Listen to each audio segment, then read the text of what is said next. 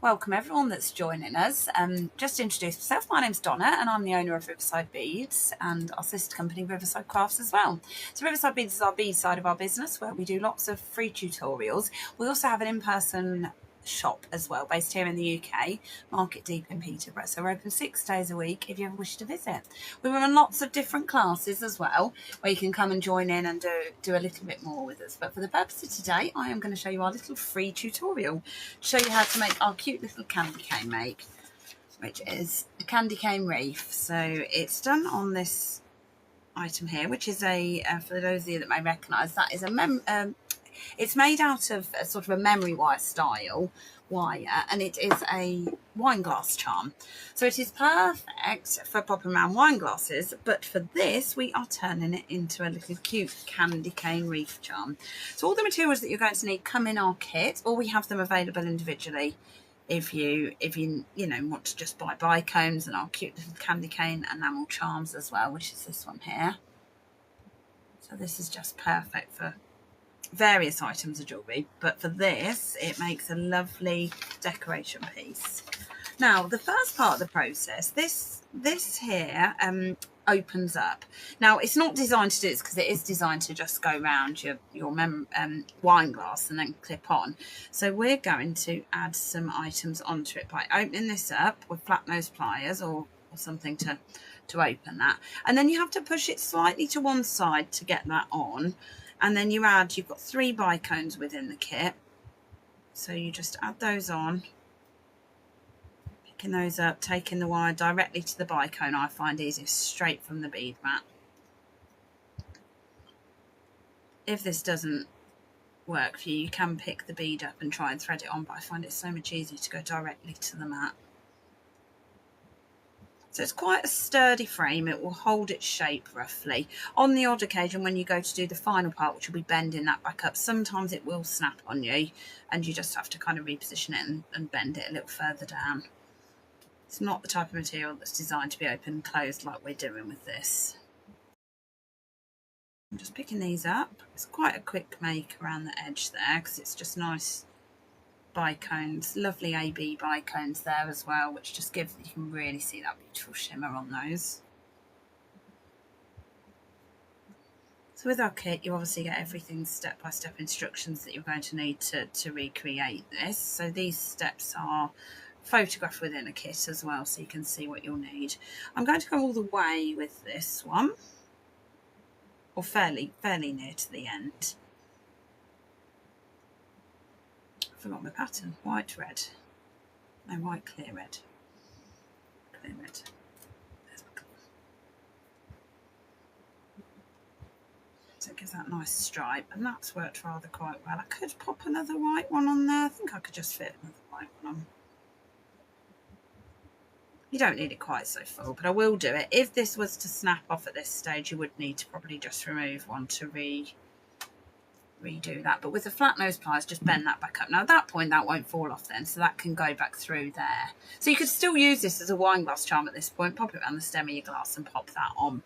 You've got a bit of movement on there. These are a little 30mm wine glass charm to do this on. Next thing we're going to do is pop a take 2 pairs of flat nose pliers, which are the ones I tend to use for opening and closing things, and add a little bell on. So I'm going to pop the I do need another jump ring out of my pack here. I'll just grab another jump ring. So the kit we've got does make 5, so I've just got enough out. I thought I got enough out to make the one. I do just need one more jump ring to do that. So each of these little bells goes onto a jump ring. So it's flat nose pliers either side of the opening there. Push one forward and one backwards. So just enough to open that there. Hopefully that's going to be enough just to get through the bell. And then keeping hold of it with your flat nose pliers like I have there. Grab the other side and just close that back together. Ideally, if you just push one forward and one backwards, it won't need too much manipulating, and that will be nicely closed for you. If you accidentally sort of pull it apart like that, you do find it just needs a little bit of a wiggle to get that back together, just to soften the wires and push those back together again. We're going to make this 3 times. So flat nose pliers again either side.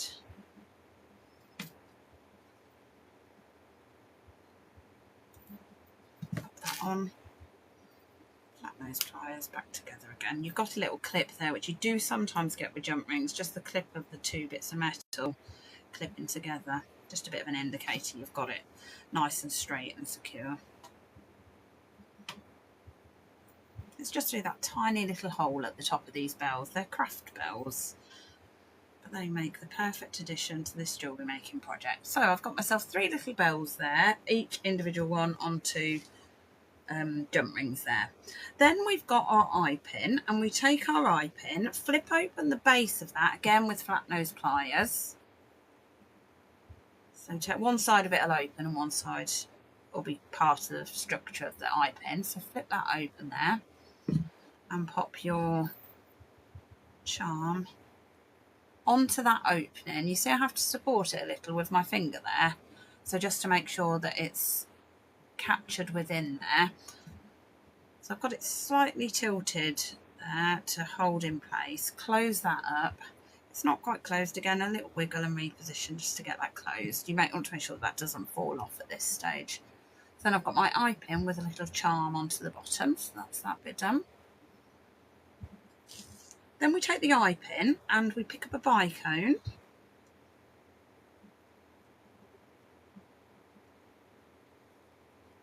And then we push that through there. So it goes through that little loop on the candy cane. Like so. And then you want to add your bells on your jump rings. They've gone onto jump rings, we found it just give it a bit better movement. You can put them directly through the loop on the bell, but it was a little bit tight. So the jump rings just give it a little bit more movement for you. And you can see they sit rather nicely then around the top there. They will in a moment when we get the loop on. I do need one more bicone as well, just to top it off there. If you want to use your kit to the maximum, if you follow the colours that we've used, we'll have allowed enough to make the 5 in that same colourway, but feel free to make any adjustments that you need to that. So then we do a regular head pin loop. If you haven't done one before, I'm going to show you that process. We use the cutting pliers and we cut it around 1 centimetre above the top of that bead. Point it into your mat when you do it, it'll stop it firing off. Then we bend that at a 90-degree angle. Now I happen to have picked up my flat nose pliers, which is very handy for doing the bends on them. But then you do want to make sure you switch to the correct pair of pliers, which are your round nose for turning your loops. And if you roll that, when you can't go around anymore with your hand, drop that back into that loop. So back into there. And then you'll be able to finish that from there. And just maybe make a couple of adjustments just to make sure that is adjusted and closed there. If it needs to, nip it in.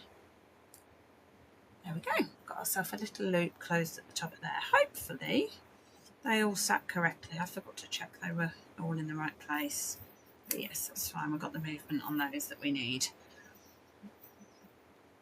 And that is your cute little candy cane make. So you've got the gorgeous bicones around the edge, the lovely enamel candy cane charm there, and then you've got that little bit of, it's only a gentle bell, but the little bit of the gentle bell there just for a bit of jingle and a bit of Christmas sparkle. It's quite a size. This is a 30mm ring, so I would say it's sort of 1.5 inches, 2 inches maybe in height, which makes it quite a feature. Then you could add a bit of ribbon around the top and have that as a charm hanging off your tree as it is. Or we do things like little baubles that you can then encase them within, which makes more of a feature of it. And you can put a little bit of snow. We've been sharing some of that on our socials of late. So do enjoy your little make, and all of the materials, equipment, or the little kits with all the instructions that you need are available from Riverside Beads on our site. At this particular time in November of 25, we do also have our little Black Friday sale on with some bargainy bits, so do grab yourself a little bargain at the moment. Nice to see you all for another tutorial, and I've got a couple of weeks where we've not got a tutorial going onto YouTube. We've obviously got plenty of tutorials that you can watch back on, and I'll see you all next week or in a couple of weeks for another live.